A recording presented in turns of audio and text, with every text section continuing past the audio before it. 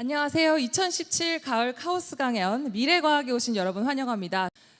자, 그럼 오늘 강연자를 소개하도록 하겠습니다. 오늘 강연자는 예쁜 꼬마 선충의 아버지라고 할 수 있습니다. 꼬마 선충을 20년 넘게 연구하고 계시죠? 네, 서울대 생명과학부 이준호 교수님을 모시겠습니다. 큰 박수 맞아주세요. 네, 오늘 저는 뇌 커넥텀, 마음을 읽다라는 주제에 대해서 현재 우리가 알고 있는 것과 앞으로 알고 싶은 것에 관한 이야기를 말씀드리려고 합니다.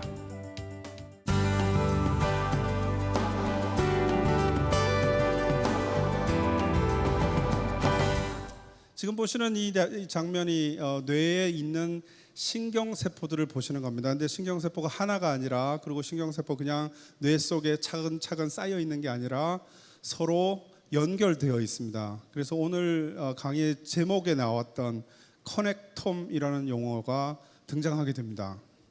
아마 여러분들이 많이 들어보셨던 게놈, 지놈이라는 표현이 있죠. 유전자들의 총합을 지놈이라고 부릅니다.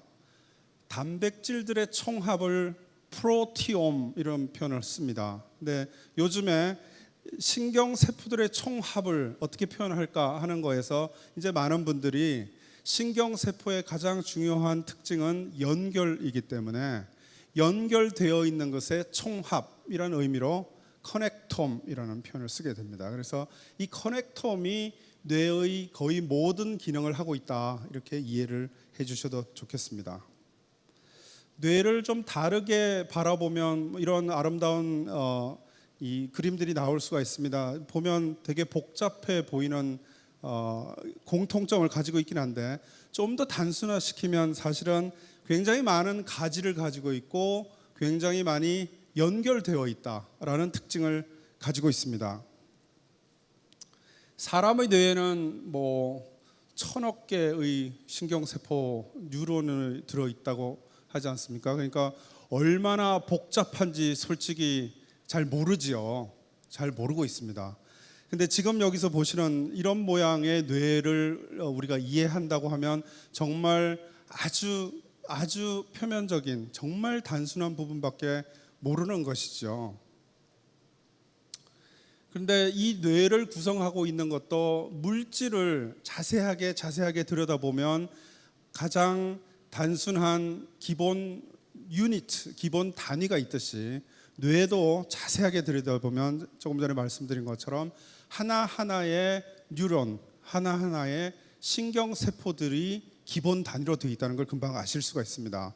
그런데 신경세포들이 조금 전에 반복해서 말씀드립니다만은 차곡차곡 쌓여 있는 것이 아니라 연결되어 있다는 게 굉장히 중요한 것이고요. 근데 저희가 이 신경세포의 연결이라는 것이 과연 얼마만큼의 일을 해낼 수 있는지, 그리고 그 일을 하는 것에서 우리가 얼마나 이해하고 있는지, 이런 것들을 공부하는 쪽이 뇌과학의 중요한 목표가 되겠습니다.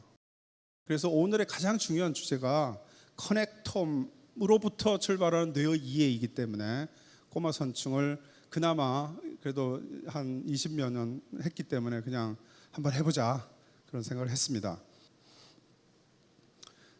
첫 번째로 꿈을 또는 마음을 읽을 수 있을까 하는 부분에 대해서 한번 살펴보겠습니다. 그러니까 복잡한 뇌를 이해하기 위해서는 굉장히 많은 기술들이 필요할 수 있습니다. 테크놀로지들이 따라줘야 됩니다.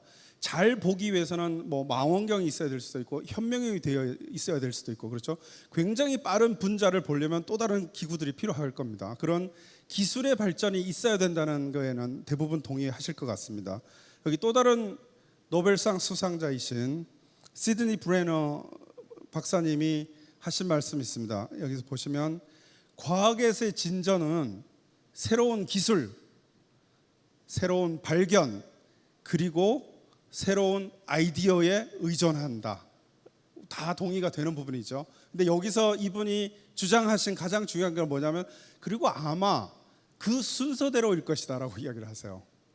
그러니까 아이디어가 먼저가 아니라, 어떻게 보면 기술이 없으면 새로운 발견도 없고, 새로운 발견이 없으면 새로운 아이디어도 없다라는 겁니다. 이게 어쩌면 지금 현대 과학이 당면하고 있는 그런 과제일 수 있습니다. 또 다른 사례를 말씀드리면 2013년 미국의 오바마 행정부에서 어마어마한 원대한 목표를 가진 계획을 발표를 합니다. 브레인 이니셔티브입니다. 이게 아마 달나라에 사람을 보내겠다는 이니셔티브하고 비슷한 수준이라고들 이야기를 합니다. 브레인은 말 그대로 그냥 뇌라는 뜻일 수도 있지만 여기서 다 대문자로 쓰고 있는 이유는 각자가 큰 단어 하나하나의 첫 글자를 딴 것이기 때문입니다. 여기서 그 뜻을 풀어볼 때 가장 먼저 오는 것은 지금 보시는 것처럼 맨 마지막에 있는 N자입니다.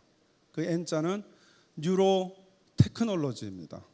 그러니까 기술의 진전을 통해서 뇌의 비밀을 풀겠다라는 원대한 목표입니다. 뒤집어 보면 기술이 없어서 우리는 아직도 뇌를 모르고 있다라고 이야기하고 있는 것입니다. 2013년이니까 이제 불과 4년밖에 지나지 않았습니다. 그래서 아직도 우리는 뇌에 대해서 모르는 게 너무너무 많고요. 우리가 알고 싶은 거는 무지하게 많지만 그 기술들은 아직도 부족하다 이렇게 말씀드릴 수 있겠습니다. 그런데도 기존에 없었던 멋진 기술들이 우리한테 가용합니다. 한 예만 여기서는 말씀드리겠습니다.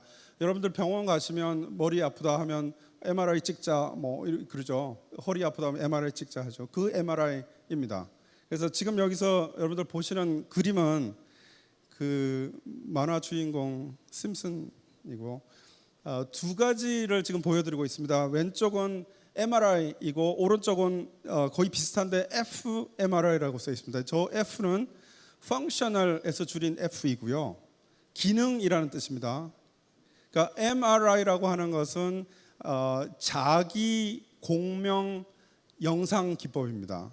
그래서 자기장을 걸어두고 여러분들 MRI 찍어보신 분들 다 아시겠지만 들어가면 큰 통이 있고 그 안에 사람이 들어가죠. 거기에 어마어마한 자기장이 걸립니다. 거기에 고주파 전자기파를 줘서 물에 있는 수소 원자의 양성자들의 반응을 좀 다르게 측정을 해내서 그걸 공간에다가 뿌려서 그림을 다시 그려내는 겁니다. 그러니까 소프트웨어들이 사실 그 작업을 하는 거고요. 전기적인 신호를 그림으로 그려내면 그게 왼쪽의 그림을 그리면 뇌의 구조를 볼 수가 있고요. 이때는 해상도가 비교적 괜찮은 편입니다. 약 한 1mm 정도의 해상도를 가질 수 있습니다. 그런데 오른쪽에서 fMRI라고 하는 것은 어떤 거냐면 똑같은 기계에 들어가되 약간 다른 변수들을 보는 겁니다. 혈액 속에서 산소가 많이 움직이고 있는데요. 산소를 운반하는 것은 헤모글로빈입니다. 헤모글로빈에 산소가 붙어 있느냐 안 붙어 있느냐에 따라서 그 물 분자에 있던 그 양성자의 행동을 약간 바꿀 수가 있습니다. 그걸 전기적인 신호로 찾아내서 시간에 따라서 기록을 하면 시간적인 해상도가 나옵니다. 그래서 산소의 농도가 뇌의 어느 부위에서 높아지고 떨어지는 걸 기록해내는 겁니다. 그러니까 MRI의 경우는 뇌의 구조를 보시는 거고요. 오른쪽에 fMRI는 뇌의 기능을 보시는 그런 기술입니다. 지금 다시 보여드리면 왼쪽은 조금 자세한 그러니까 해상도가 비교적 괜찮죠. 안이 잘 들여다 보이는 것처럼 보입니다. 그런데 1mm 정도 됩니다. 볼 수 있는 한계가요. 근데 fMRI는 시간에 따라서 볼 수는 있는데 약 뭐 3mm 정도니까 조금 더 흐릿한 부분이라고 볼 수 있습니다. 근데 저희가 뇌의 기능을 연구할 때는 주로 이 fMRI 기법을 사용합니다. 그래서 한 예를 말씀드리겠습니다. 지금 말씀드리는 것의 주제는 마음을 읽을 수 있느냐 하는 질문에 대한 현재 우리가 알고 있는 수준을 말씀드리기 위해서 지금 여기까지 온 겁니다. 그 실험의 대상자의 사람을 MRI 기계에 넣고 뇌에 이제 그 영상을 재는 겁니다. 잴 때 예를 들면 저는 떠오르는 게 보통 이제 꼬마선충이 제일 먼저 떠오르긴 한데요. 꼬마선충을 보여주면 꼬마선충을 봤다고 하는 신호가 뇌에서 어딘가가 이 산소가 흐르겠죠. 그 신호를 잡습니다. 그 다음에 저희가 별로 좋아하지 않는 초파리 이런 걸 이제 보여주면 또 다른 신경들이 작용을 할 겁니다. 그렇게 해서 서로 다른 사물들이나 아니면 단어라든지 이런 것들을 상상하게 한 다음에 뇌의 작용들을 MRI의 신호가 어떤 모양인지를 하나씩 하나씩 다 기록을 합니다. 그걸 쭉 리스트를 만들면 우리가 영어를 배울 때 썼던 영한사전 같은 MRI 사진을 만들 수가 있습니다. 그러면 거꾸로 이제 어떤 사람의 MRI 신호만 보고서 이 사람이 뭘 보고 있는지를 거꾸로 유추할 수도 있겠죠. 그런데 그러려면 정말 사전이 좋아야겠죠. 모든 MRI에 해당하는 신호에 해당하는 어휘 사전을 백과사전처럼 가지고 있으면 되겠죠. 그런 일을 할 수 있는 시대에 와 있습니다.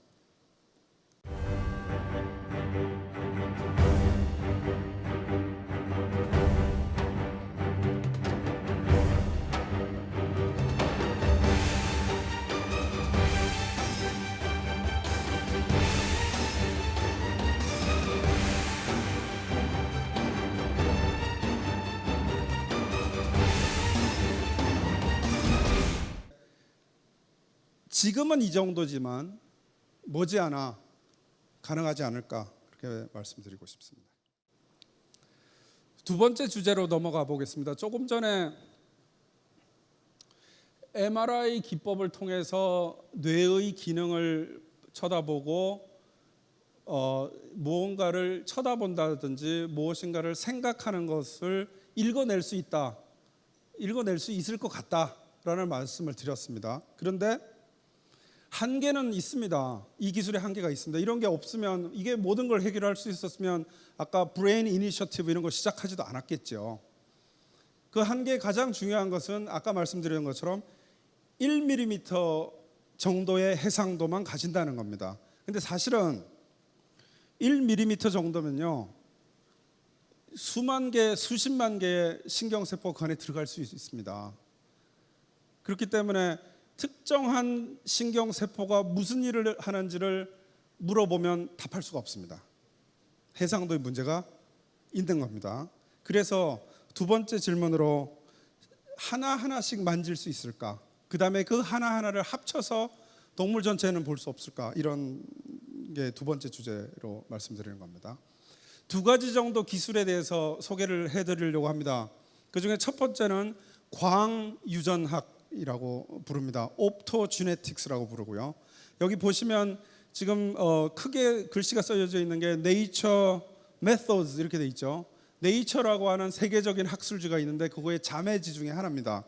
거기에 매년 올해의 인물 하듯이 이 학술지에서도 올해 가장 멋있었던 기술 이런 걸 합니다. 선정을 합니다. 그때 2010년인가요? 이 광유전학이 말하자면 올해의 스타로 채택이 됐습니다. 그러니까 유전학이라고 하면 유전자를 어떻게 해서 기능을 뭔가 살펴본다 이런 뜻인데, 그렇죠? 거기에 광자가 붙었습니다. 그러니까 이게 도대체 무슨 의미일까?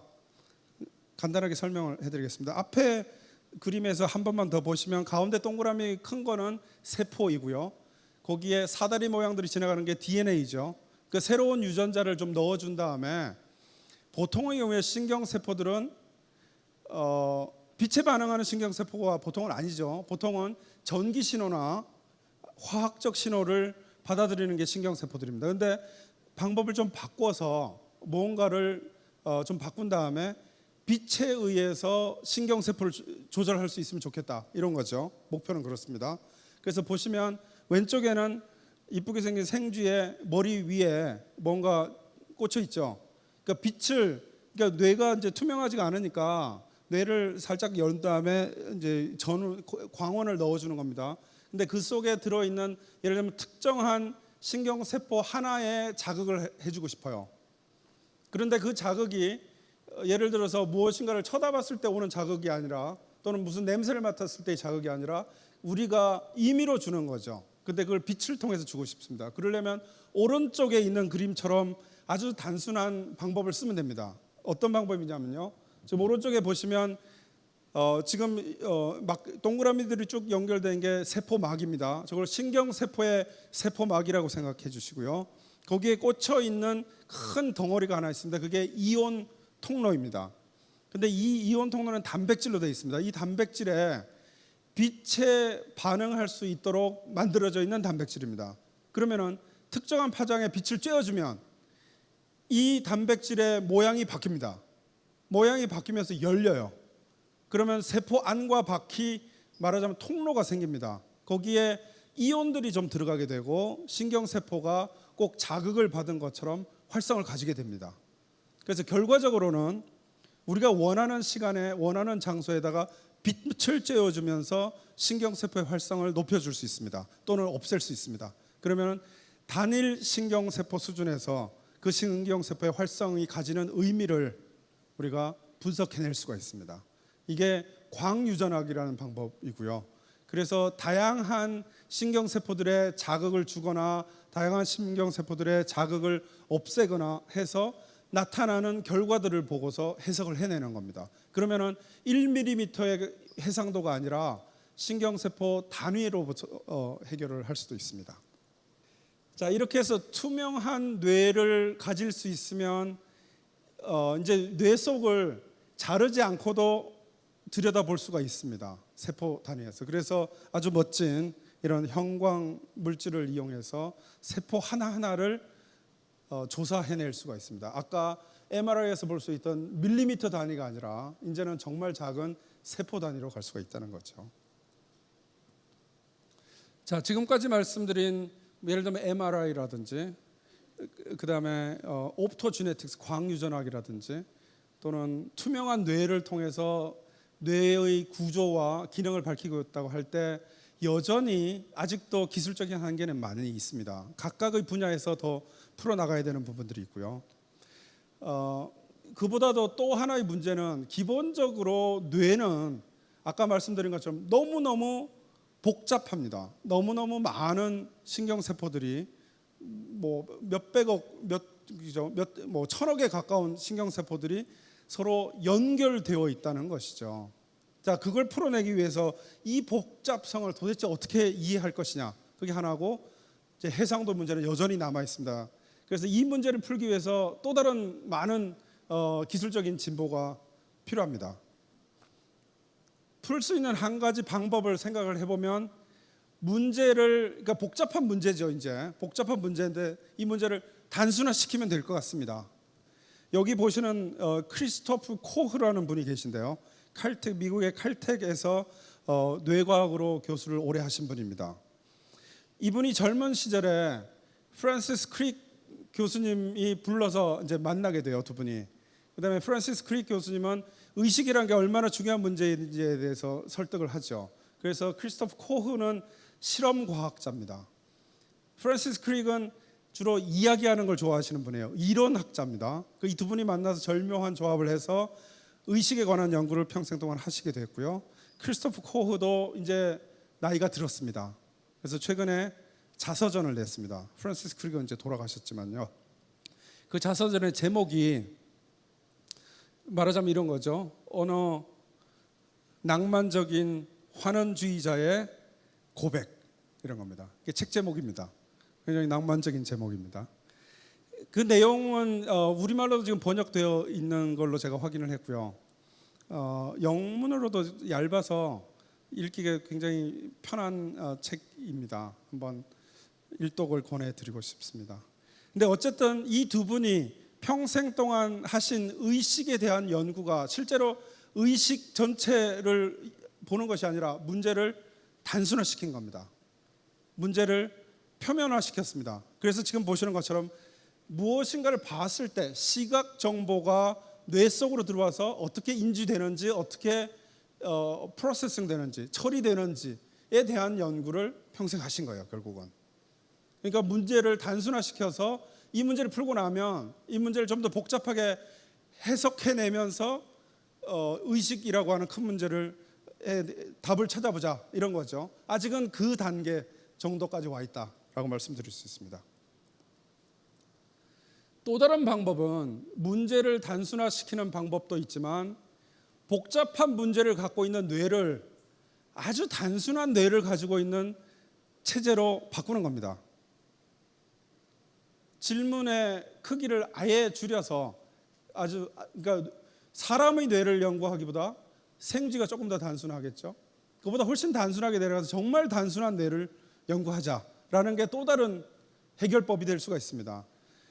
DNA 이중나선 구조를 발견한 게 1953년입니다.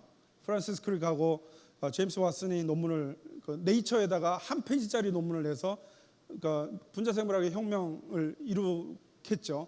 그리고 불과 10년 지났을 때 시드니 브레너가 이런 주장을 합니다.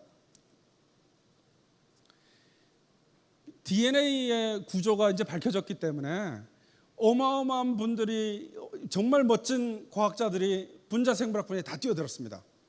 이거 조만간에 DNA 관련되어 있는 대부분은 다 풀릴 것 같아요. 그런 질풍노도의 시간이죠. 지금 10년 정도면 사실 짧지 않은 시간일 수도 있습니다. 지금 보면 뭐 50년 전 이야기인데, 그렇죠? 그래서 이분의 주장은 분자생물학은 이제 그 DNA에 머무는 게 아니라 훨씬 더 복잡한 생명 현상에 도전해야 된다는 주장을 합니다. 그게 발생이고 하나는요. 두 번째는 신경계입니다. 그러니까 뇌의 신비를 풀어야 되는 게 생물학의 궁극적인 목표다라고 주장을 하는 거죠. 그걸 할 수 있는 때가 왔다라고 이야기를 하시는 겁니다. 그러면서 기존에 있던 뇌는 너무너무 복잡하기 때문에 문제를 단순화시켜야 된다라는 거죠. 그래서 꼬마선충이 등장을 했고요. 우리나라 정식 학명으로는 예쁜 꼬마선충입니다. 예쁩니다. 지금 보시면 왼쪽 아래 보시면 이쁘게 앞으로 가다가 뭔가 싹 건드려지니까 뒤쪽으로 싹 돌아갔죠. 이게 말하자면 뇌의 행동입니다. 그렇죠? 뇌의 작용입니다. 정말 단순한 거지만 오른쪽 아래를 보시면 이제 이거는 사랑하는 행동입니다. 수컷이 암컷을 찾아가서 이렇게, 그러니까 눈이 없어요 사실. 그러니까 누군지 이렇게 살펴봐야겠죠. 그래서 계속 살펴보는 이런 행동을 합니다. 이게 신경의 사실은 종족 보존을 위한 가장 고도의 작용이죠. 그런데 이 꼬마선충, 예쁜 꼬마선충은 전체 세포가 1000개 정도밖에 안 됩니다. 1000개도 채 안 됩니다. 그 중에 무려 3분의 1 정도가 신경세포입니다. 그러니까 신경세포는 사실은 의외로 많은 거죠. 의외로 많습니다. 그렇지만 사람의 1000억 개의 신경세포에 비할 수가 없죠. 너무너무 단순하죠. 그래서 예쁜 꼬마선충의 신경세포들의 총합을 연구를 하면, 고기를 좀 더 확장하면 이제 사람의 뇌도 이해하는 기반 정도는 해줄 수 있지 않을까, 이런 생각을 할 수가 있습니다.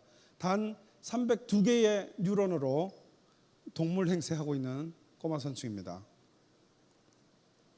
저희 실험실에서는 이런 조그마한 플라스틱에다가 키우는 거고요. 여기 노랗게 깔려 있는 것은 대장균입니다. 대장균을 먹고 삽니다. 영어 이름으로는 C 점 찍고 엘레강스 이렇게 되어 있고요. 제 이메일 주소가 엘레강스입니다. 나중에 혹시 질문을 오늘 하시다가 시간이 모자라시면 엘레강스로 이메일을 보내주시면 제가 답을 해드리겠습니다. 지금 보시는 저 검은검은한 조그만 막대기 같이 생긴 하나하나가 예쁜 꼬마선충의 어른이고요. 1mm입니다. 아까 제가 MRI로 볼 수 있는 해상도가 1mm라고 말씀드렸잖아요. 근데 이 선충 전체 동물 한 마리가 1mm입니다. MRI로 들여다보면 아무것도 알 수가 없습니다. 302개의 신경세포 하나씩 들여다보는 수밖에 없겠죠. 그 연결의 의미를 찾아내면 커넥톰의 가장 단순한 형태를 우리가 규명하는 것이다 라고 말씀드릴 수가 있겠습니다.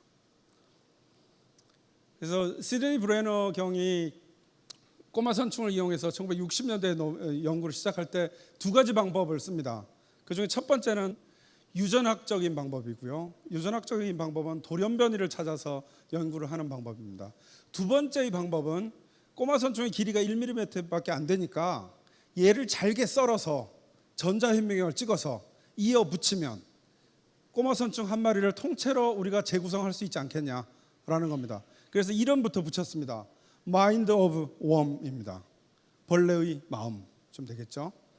꼬마선충의 신경세포 302개가 어떻게 연결되어 있는지를 모조리 다 분석하겠다라는 꿈을 가지고 70년대, 80년대 한 20년에 걸쳐서 일을 해서 결국 완성을 합니다. 그래서 현재까지도 꼬마선충의 어른에 해당하는 2마리 정도가 모든 신경계가 분석이 됐습니다. 그러니까 전자현미경 사진으로 한 13,000장 정도 되는 걸 이어 붙인 거죠. 지금 보시면 50나노 두께로 잘라서 전자현명을 한 25,000배쯤 찍은 다음에 거기에 단면에 있는 신경세포들을 색깔을 다 다르게 표시한 다음에 13,000장을 이어 붙이는 겁니다. 수작업으로요. 그걸 해낸 거죠. 그래서 꼬마선충의 커넥톰이 완성이 되었습니다. 이걸로 할 수 있는 일이 뭘까 이런 생각을 이제 좀 이따 말씀드리겠습니다. 좀 자세하게 이제 단면 전자현미경 사진 단면 하나를 들여다보면 지금 색깔을 입혀놔서 좀 이뻐 보이지만 사실은 그냥 흑백이죠 전부. 그 중에 얘는 누구고 쟤는 누구고 이걸 다 표시를 해야 됩니다. 손으로 다 해야 됩니다. 그걸 13,000장 이어 붙인다고 생각해 보십시오. 만만치 않죠. 하기 쉽지 않은 일인데 한 겁니다. 그래서 좀 이제 추상화를 시켜서 이어 붙인 신경세포들의 세포의 핵은 어디 있는지, 그다음에 그 선은 신경돌기는 어디까지 가 있는지, 그다음에 누구랑 연결되어 있는지만 남깁니다. 연결되는 것은 보통 시냅스로 연결된다고 하죠. 현재 알려져 있기로는 저 300개 신경세포는 8,000개 정도의 시냅스를 가지고 있습니다. 8,000개면 이제 이미 엄청 복잡합니다, 사실은. 그래서 그걸 그림으로 표시하면 이런 모양이 표시가 되고요. 서로 다른 색깔들이 서로 다른 뉴런들입니다. 이 뉴런 하나하나를 저희는 해부학적으로 어떻게 생겼고 어떻게 연결되어 있는지 압니다. 아직은 기능은 다 모릅니다. 아직도. 커넥톰은 알려졌지만 커넥톰의 의미는 아직도 시작 단계에 있습니다. 해볼 수 있는 일은 아직은 이런 소소한 일들입니다. 여기 오픈웜이라고 하는 웹사이트가 있습니다. 이거는 오픈 소스로 해서 그러니까 사이버상에서 C 엘레강스 꼬마선충을 똑같은 모양으로 사이버 웜을 한번 만들어 보자라는, 말하자면 시민과학 같은 형태고요. 여기 들어가서 보시면 지금 가장 잘 시뮬레이션 되어 있는 커넥텀을 연결해서 이런 모양으로 한번 선충들이 움직일 거야 라고 보여주는 정도가 지금 보시는 이런 정도입니다. 별로 예쁜 꼬마선충답지 않게 썩 이쁘지는 않습니다. 움직임은 그런 대로 이쁘지요. 그러니까 커넥텀이 알려진 지 벌써 20몇 년이 넘었는데 우리가 시뮬레이션 해낼 수 있는 건 겨우 이 정도 수준에 있습니다. 이게 이제 그 샌디에고에 있는 어떤 연구실에서 오픈해가지고 전 세계에 오픈되어 있는 거고요. 이 지금 보여드리는 것은 제가 아마 처음 보여드리고 아마 오늘 보여드리는 게 마지막일 것 같은 데이터입니다. 2011년 어느 날 삼성종기원에 있는 퓨처 IT 랩이라는 랩이 있었습니다. 그 랩에서 저희한테 연락이 와서 꼬마선충의 신경계를 연구해서 새로운 컴퓨터를 만드는 데 써보고 싶다, 그런 이야기를 하시더라고요. 그래서 무슨 일을 하고 계신가 해서 궁금해서 한번 만나봤습니다. 그랬더니 이런 동영상을 갖고 오셨어요.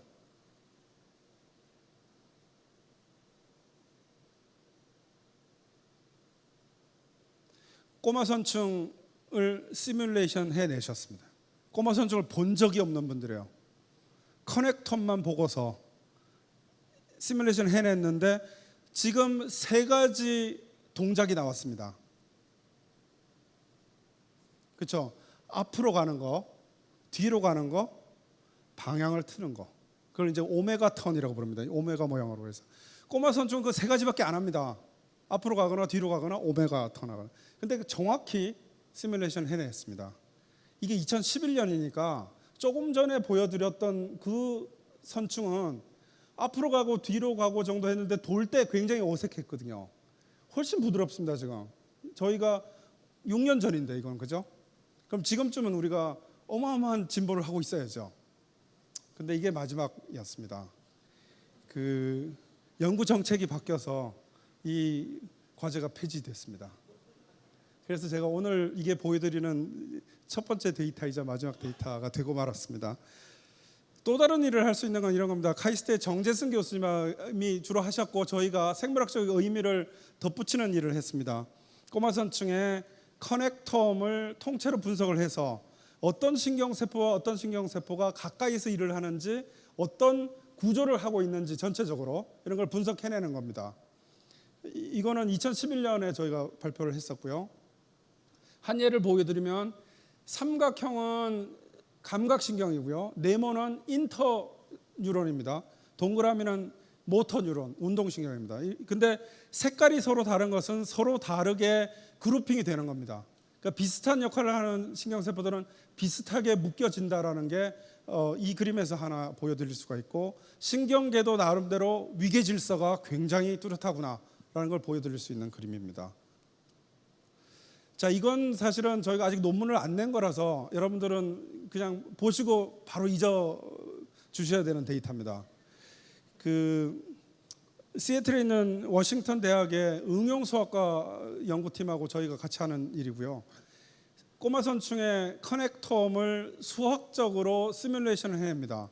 근데 어떻게 하냐면은 자극을, 아까는 예를 들면 빛을 쬐어주는 거는 선충한테 직접 할 수가 있고요. 지금 이 경우는 수학적인 모델에서 자극을 한다고 가정을 하는 겁니다. 그 다음에 시간을 놓고서 어느 신경세포가 반응하는지를 보는 겁니다. 시간을 보내보겠습니다. 왼쪽하고 오른쪽 두 개가 조금 다릅니다. 서로 다른 색깔의 동그라미 하나하나가 신경세포들입니다. 크기가 커지면 신경 활성이 높은 거고 크기가 작으면 작은 겁니다. 그러니까 초 단위로 지금 넘어가는 거고요. 한 10초 정도 지금 지나갔고, 왼쪽 거하고 오른쪽 거가 비슷비슷하죠? 혹시 다른 점을 보셨습니까? 네, 못 보셨기를 바랍니다. 이게 저희 데이터이기 때문에. 근데 해석을 해드리면 이런 겁니다. 왼쪽은 앞으로 움직이는데 높은 산소를 만나는 걸 가정을 해줍니다. 그럼 어떤 일이 일어나냐면 앞으로 잘 가다가 산소 농도가 너무 높아요. 그러면 아프죠. 그럼 멈춥니다. 그럼 근육을 움직이는 신경세포가 꺼져버려요. 근데 저희가 오른쪽 거에서는 그 중에 신경세포 하나를 저희가 임의로 없앴어요. 그 다음에 똑같은 일을 합니다. 앞으로 가게 한다면 높은 산소를 줍니다. 근데 얘는 모르는 척하고 계속합니다.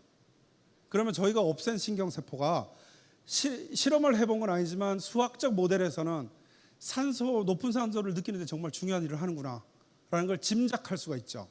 지금 이제 그 실험을 하는 겁니다. 이런 식으로 신경작용을 시뮬레이션 할 수 있습니다.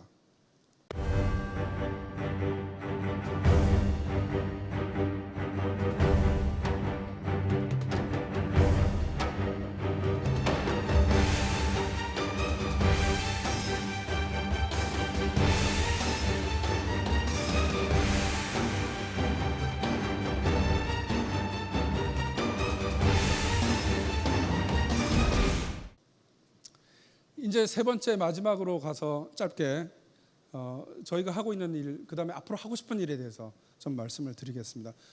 1960년대 시드니 브레너가 20년 이상 걸려서 2마리에 해당하는 꼬마선충 성체를 통째로 재구성했듯이 저희는 이제 똑같은 길을 가려고 합니다. 다오의 커넥텀은 전혀 밝혀진 바가 없습니다. 그래서 할 수 있는 방법을 조사를 해봤습니다.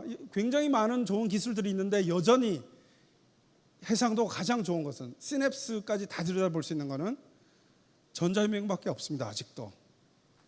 그래서 전자현미경을 가지고 잘게 자르자. 그래서 자르고 있습니다. 그래서 저희는 아직도 기술이 모자라서 70나노미터 두께로 자르고 있고요. 한 3,000장 정도 잘랐습니다. 입에서부터 시작해서 지금 몸통까지 왔습니다. 근데 아까 말씀드렸듯이 한 장 한 장에 표시를 해가지고 이걸 다 이어 붙여야 되잖아요. 수작업을 하죠. 아직도. 그래서 AI의 도움을 얻기 위해서 이제 다양한 협력 연구도 시작했습니다. 전자현미경을 찍으려면 이제 얇게 자릅니다. 여기서 보시는 저 작은 네모 하나하나에 그 조금 전에 보여드린 꼬마선충의 단면 70나노미터짜리가 한 장씩 숨어 있습니다. 이걸 25,000배로 확대를 하면 한 장씩 한 장씩 보입니다. 그래서 한 장, 두 장, 세 장, 네 장 이렇게 해서 색깔을 칠합니다. 지금은 사실은 몇 개밖에 못 칠했습니다. 보시는 것처럼 300개씩 다 칠해야 되는데 급하게 몇 장씩 칠했습니다. 이거 다 칠하면 다오의 커넥텀을 완성할 것이고, 그럼 무슨 의미가 있을 거냐? 커넥텀의 발생상에서의 유연성을 처음으로 증명하는 상황이 될 거고요. 그걸 시뮬레이션 해내면 신경계가 자라나오면서 어떤 변화를 가져오는지, 그때 어떤 질병이 생길 수 있는지 등을 분석해낼 거라고 저희는 기대를 합니다. 저희가 그냥 막무가내로 수작업을 할 거냐, 지금 이제 머리를 굴리기 시작했습니다. 선구자적인 전례가 있었습니다. 미국에 계신 세바스찬 승 교수님이 게임 하나를 출시한 적이 있습니다. 게임의 제목이 아이와이어이고요. 생쥐의 눈의 망막에 있는 신경세포를 그 세포군을 꺼내서 시리얼로 얇게 점여서 전자기록을 찍었습니다. 오른쪽에 보시는 이 사진이 전자기록 사진이고요. 그러면 게임이지 않습니까? 온라인 게임입니다. 게임 좋아하는 사람들이 들어와요. 색을 칠합니다. 장을 넘기면서 계속 색을 칠하면 왼쪽에서 그림을 그려주는 거예요. 그러면은 실제로 실험하는 사람은 전자기록 사진을 던져주는 거죠. 그럼 게이머들이 들어와서 게임을 합니다. 그러면 한 열흘쯤 지나면 그림이 그려져 있는 거죠. 그러면 1등한 사람은 여기 있고 등수를 매겨줍니다. 그래서 제일 잘하는 사람한테는 뭐 아이패드도 주고 이제 이런 일을 하는 거죠. 그러니까 일종의 시민과학을 한 거죠. 그래서 지금은 이제 그 정도 하고 정리가 된 것 같습니다. 그래서 저희가 이름부터 지었습니다. 저희도 다워 와이어라고, 약간 짝퉁 같지만 그래서 국내산으로 어마어마한 의미가 있다고 생각하고요. 시민과학 형태로 해보려고 합니다. 저희 전자현미경 사진이 해상도가 충분히 완성되면 가능할 거라고 생각하고요.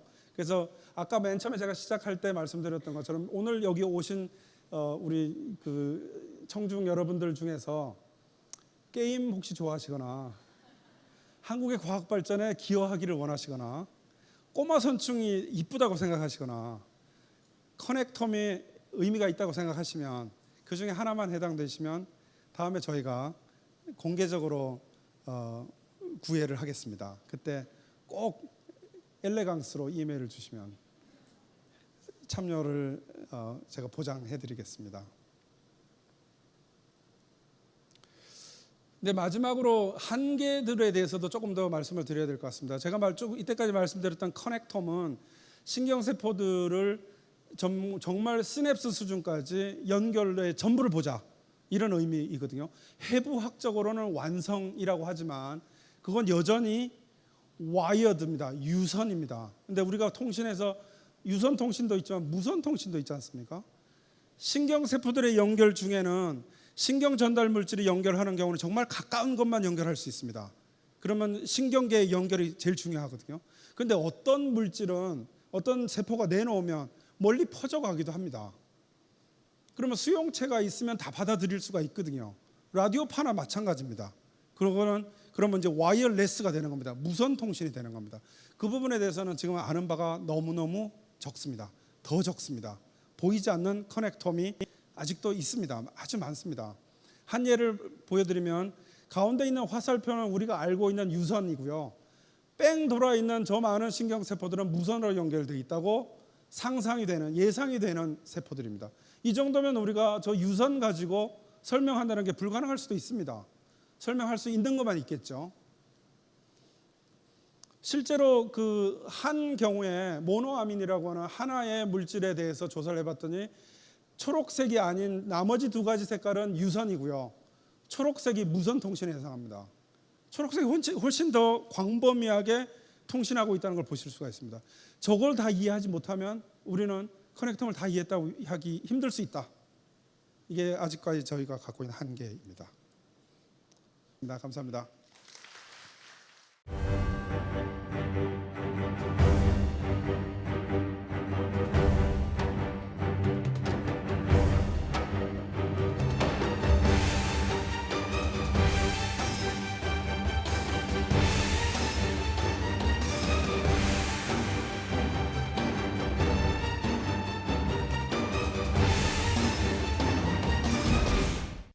이제 정말 마무리를 할 시간입니다. 오늘 강연 즐거우셨나요?